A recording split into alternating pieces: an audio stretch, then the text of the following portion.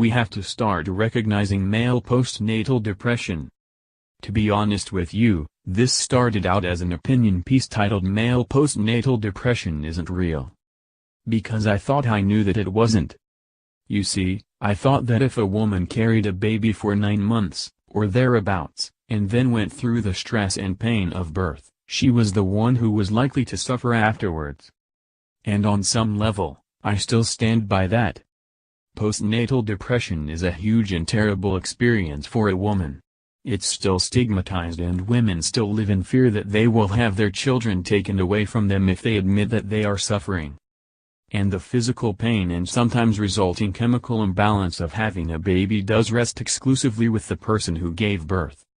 But, alongside all that, the truth is, women are not the only ones who experience PND.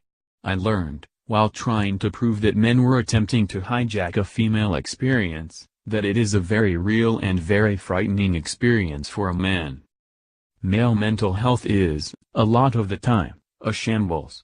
The clearest indicator of that is the fact that suicide is the biggest killer of men under the age of 45. Perhaps it's because men aren't raised to talk about their feelings, or perhaps it's that they aren't provided with the same emotional support networks and role models. It might even be as simple as men not being told often enough that they're allowed to ask for help. It's most likely a combination of reasons. But the important thing is that we don't allow that to continue, and that we don't continue to see men suffering in postnatal depressive silence because they don't think that what they're experiencing is real. It's easy for a man to think that because he didn't give birth he doesn't have a right to be depressed. That was my automatic assumption. That it's just not true. I spoke to the National Childbirth Trust, who run baby prep classes, about male postnatal depression, MPND, and how, despite being largely ignored, it is a very real problem. Abigail Wood of the NCT explained. Mental health issues can affect men or women before or after having a baby, so raising awareness of the specific concerns that dads-to-be or new dads have is crucial. But if it's not the physical experience of having a baby that triggers PND, then what is causing it? Abigail says. Having a baby can have a huge impact on a dad. The increased pressures of fatherhood, more financial responsibility, changes in relationships and lifestyle, combined with a lack of sleep and an increased workload at home, may all affect his mental well-being. So just because you didn't grow the baby doesn't mean that you're not allowed to be affected by its arrival.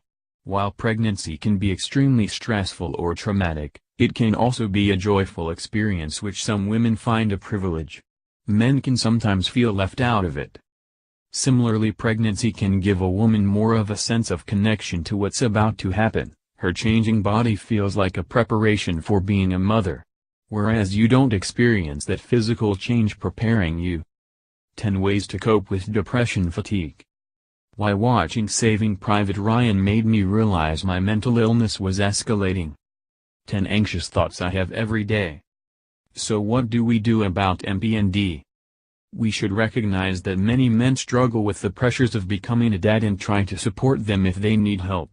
Says Abigail.